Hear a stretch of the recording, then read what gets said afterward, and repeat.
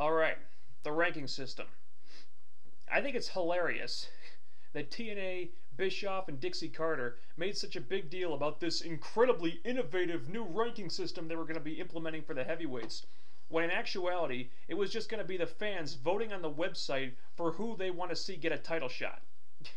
And the stupidest part about this whole thing is that you can't even vote for whoever you want like they led us to believe.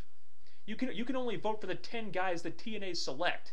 And they pick some horrible choices too. I mean, people who have absolutely no business getting title shots. I went to the website to check this thing out because I wanted to vote for Samoa Joe, but I couldn't. You know why? Because Joe is not one of the people you can choose from. Oh, but don't worry, guys. You can vote for Rob Terry all you want. Yeah, you heard me. You can't vote for Samoa Joe. You can't vote for Kazarian. You can't vote for Matt Morgan. But you can vote for fucking Rob Terry to get a world title shot. The absolute worst guy they have. Because that makes sense, right? And the craziest thing about this is that some people are actually voting for him. That's what just blows my mind about this thing. People are actually voting for Rob Terry. Rob Terry is not in last place on this poll. Believe it or not, there are a couple people with fewer votes than him. And who pray tell is dead last on this poll right now? Abyss. That's right. The young guy that Hogan and Bischoff are pushing more heavily than any other. The man that Hulk Hogan said was going to be TNA's John Cena. The man with the Magic Hall of Fame ring and all the power of Hulkamania is dead fucking last in the poll.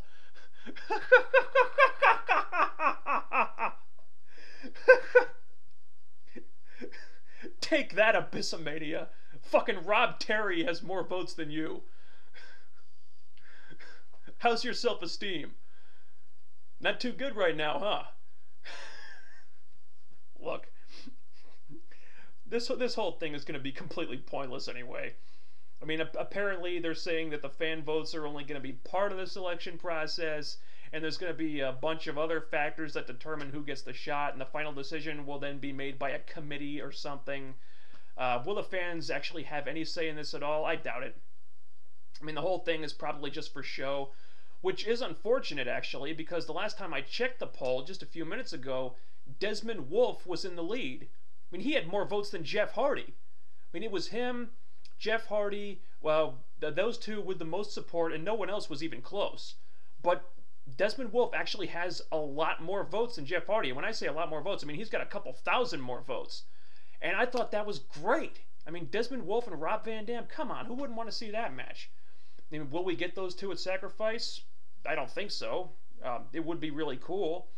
But they're probably just going to finish the thing with AJ first. Speaking of AJ, I was thrilled when AJ came out in the first segment of the night and said that he was going to get his rematch for the world title. And this made me so happy, just because normally in TNA, former champions hardly ever get rematches for some reason. I have no idea why this is. But if you're a former champion, Booking 101 says you get a rematch unless it's under special circumstances. So AJ should get his rematch, and if he doesn't win the title back, then I would love it if Desmond Wolfe got the next shot at Rob Van Dam after him. And it would make sense, too, seeing as how they're both in that stable with Ric Flair now. So we'll see what happens with that. Also good, the knockouts did not suck this week for a change. Thank you.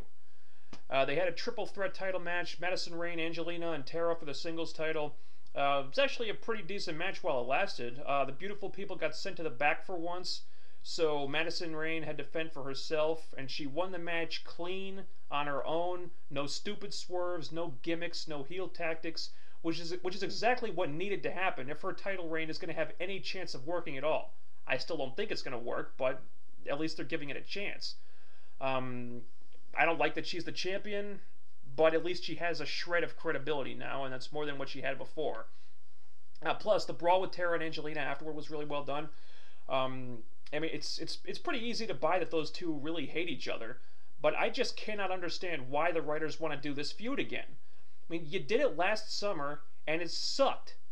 If it wasn't any good the first time, why do it again?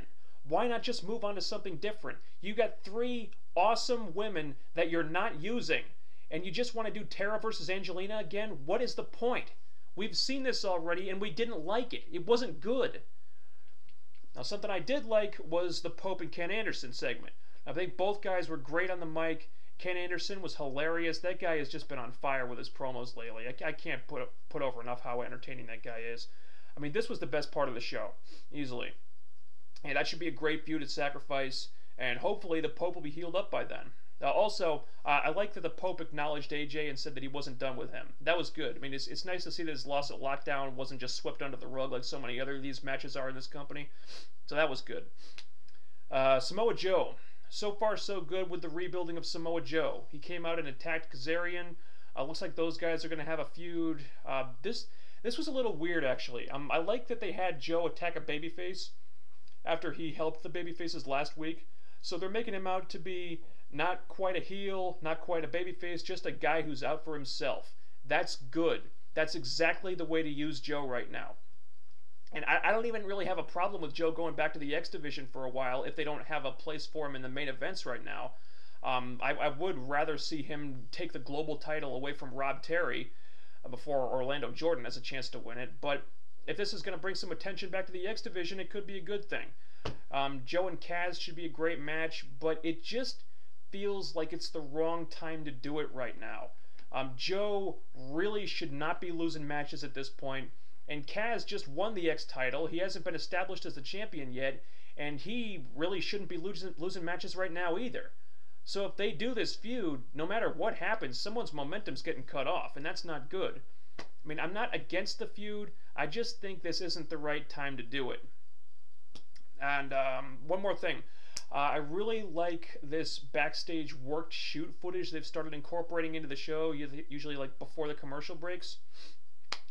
This is just like the stuff they did in that pre-show special thing they did a few weeks back. I mean, it's like a real sporting event crossed with a reality show, kind of like a sports reality hybrid type of thing. These vignettes really stand out as feeling more real and more compelling than anything else on the show, like that conversational type promo that Ric Flair cut. And if you'll remember, when I talked about that pre-show in the video a few weeks back, I said that they needed to start taking Impact in this direction. And it seems like that's what's happening now. And that's great. I just want to see more of it. I like what they're doing with it. They just need to work that into the entire show now. Ric Flair in the main event against Abyss. Did not like that at all. The match itself was alright. I just don't want to see Ric Flair wrestling anymore. I've said that many times now. I don't want to see it. The Orlando Jordan thing, I switched over to Raw when he came on, so I can't comment on that bullshit because I didn't watch it. Something about a talk show next week. It's just, oh, fuck that guy. You know, despite those two things, the matches were good. There was some good storyline progression. Matches announced for Sacrifice. So generally, not a bad Impact at all. It's pretty good. I was going to talk about the people who got cut from WWE last week and if TNA or ROH should pick them up. Just under 2 minutes. You know what? It doesn't look like I'm going to have enough time for it here. But we discussed that on QCW Radio this past Monday night. So you can download that episode right now on angrymarks.com. QCW Radio episode 77.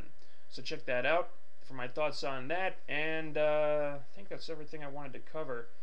Yeah, so you know what? That'll be it for me. You guys take care, and I'll see you next week. Later.